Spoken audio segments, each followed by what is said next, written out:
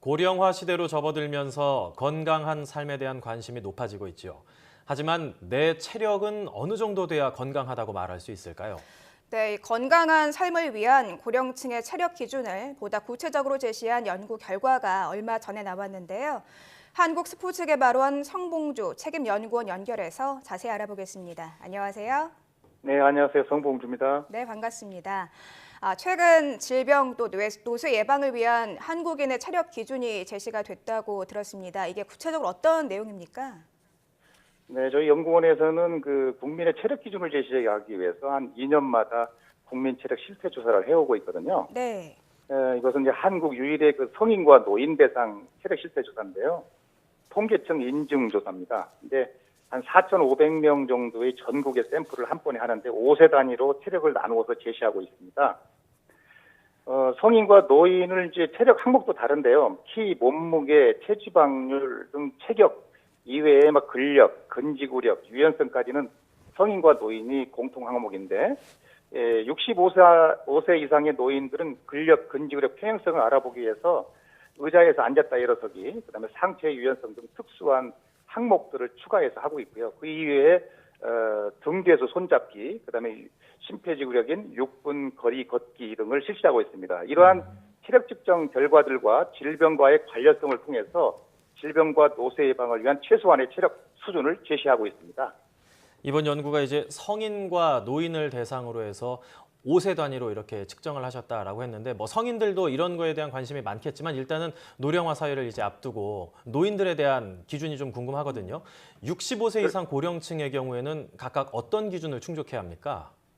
네, 보통 이제 우리가 65세 이상의 고령층을 우리가 노인이라고 칭했지만 최근에는 이제 청년 못지않은 체력을 가진 분도 상당히 많이 있거든요. 네. 그리고 노인들이 상당히 많이 늘어남에 따라서 저희 연구원에서도 노인들을 5세 단위로 세분화해서 2015년부터 65세, 69세, 70세에서 74세, 75에서 79세, 80세 이상으로 세분화해서 지금 연구를 했거든요. 그래서 노인들은 아무래도 자립생활이 가능할 정도의 최소 요구 체력을 제시하는 것이 중요하다 생각해가지고 65세에서 69세를 기준으로 제시해 보니까 약 30분이, 그러니까 100점 만점을 기준으로 해서 30점 이상을 좀 해야겠다는 생각을 했는데, 이 기준으로 볼 때 남자들은 악력이 약 30kg, 그다음에 여자는 20kg 정도를 해야 된다. 그다음에 6분 걷기는 남자는 6분 동안에 520m 이상, 여자는 430m 이상을 걸어야만이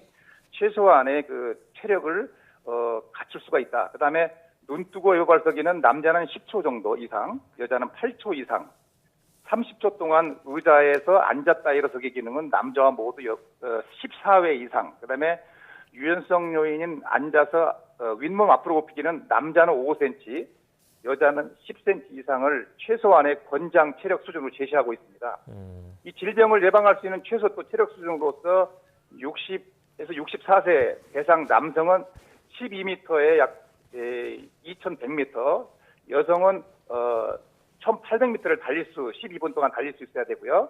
그 다음에 65세 이상 남성은 앉았다 일어서기를 30초 이상, 30초 동안 18회, 여성은 17회 이상 넘겨야만이 질병 예방이 가능한 최소한의 체력 수준이라고 결과가 나왔습니다.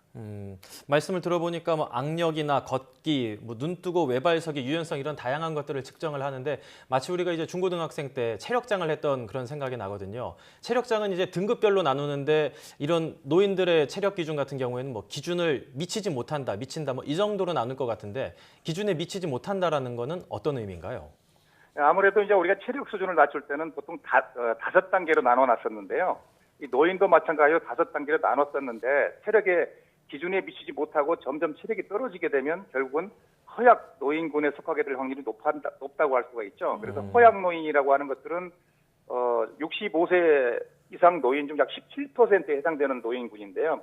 외출을 마음껏 하지도 못하고 또 상당 시간 집에서 시간을 보내야 되는 분들을 말합니다. 그래서 저희 연구원에서는 국민체력 실태조사 이외에 국민체력 100이라는 프로그램에 참여한 70세 노인을 대상으로 연구를 했는데요. 여기에서 보게 되면 허약 노인의 기준을 체중을 상대 악력으로 약 34%, 그다음에 30초 의자에서 앉았다 일어서기가 약 14회, 의자에 앉았다 3m 표적 돌아오기를 약 7초 이내, 그다음에 팔자 보행을 돌아오는데 30초, 그다음에 2분 제자리 걷기에 93회 이하일 때 허약 노인으로 판단할 수 있으며 앞에서 그 언급한 기준이 미달 시에 대사증후군 발생률이 남자는 4배, 여자는 5배 이상 증가한다는 연구 결과들이 있습니다.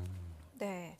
이런 체력 기준을 통해서 나의 이 건강 지수까지 한 번쯤 이렇게 판단해 볼 수 있을 것 같은데 이렇게 직접 좀 측정을 해보고 싶다 이런 분들도 많이 계실 것 같은데요. 어떻게 좀 도움을 받을 수 있을까요? 네, 최근에는 이제 운동 처방이라는 것들이 상당히 많이 알려져 있거든요. 네. 그래서 일반인들이 또 비싼 돈을 주고 할 수 없기 때문에 돈을 주지 않고도 할 수 있는 데가 있거든요. 서울과 지방을 중심으로 2017년 2월 현재 21개 지역에서 국민체력 100센터를 운영하고 있습니다. 해마다 이제 개소수를 늘려가는 중인데요. 이 센터를 찾아가게 되면 체력 측정과 운동 처방을 무료로 받을 수가 있어요.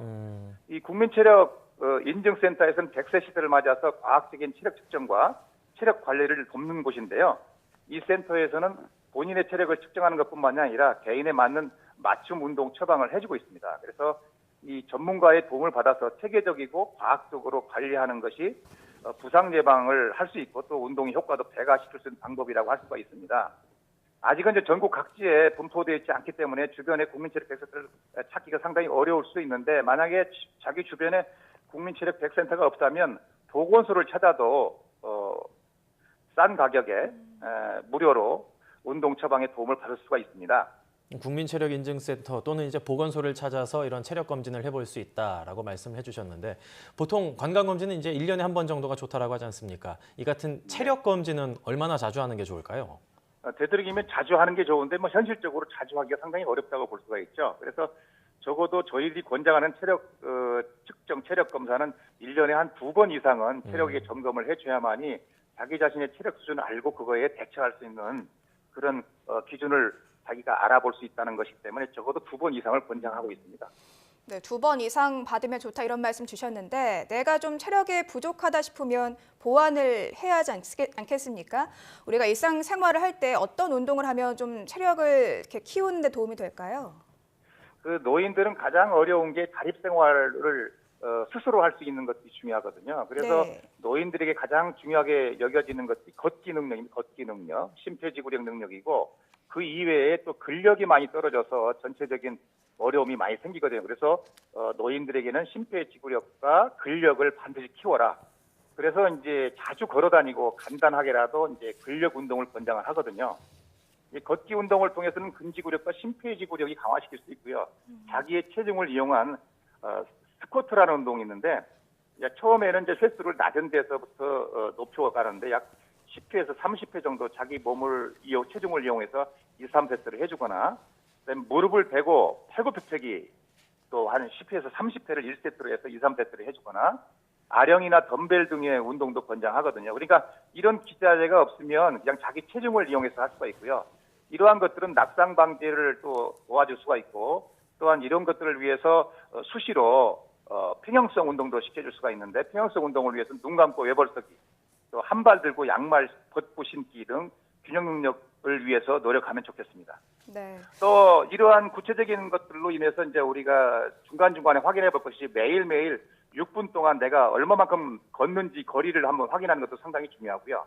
그래서 이런 것들을 기준에 보게 되면 내가 어느 정도 수준인지 평가할 수가 있고 그다음에 앉았다 일어서기 의자에서 앉았다 일어서기를 반복해서 할 수 있는 능력, 그다음에 네. 눈 뜨고 외발 서는 능력, 그다음에 수시로 공이나 주먹을 쥐었다 폈다 이 반복하는 것들도 상당히 좋거든요. 그래서 일상생활 속에서도 할 수 있는 운동을 찾아서 꾸준히 자주 해주는 게 좋습니다. 그래서 우리 인체는 자주자주 움직여줄수록 발달하게 돼 있고 좋아지거든요. 그래서 세운 운동 목표가 작심삼일이 되지 않도록 강한 의지와 인내력을 가지고 동료들과 함께 꾸준히 해주시기를 네. 권장합니다. 네. 지금까지 한국스포츠개발원 성봉주 책임연구원과 이야기 나눠봤습니다. 오늘 말씀 잘 들었습니다.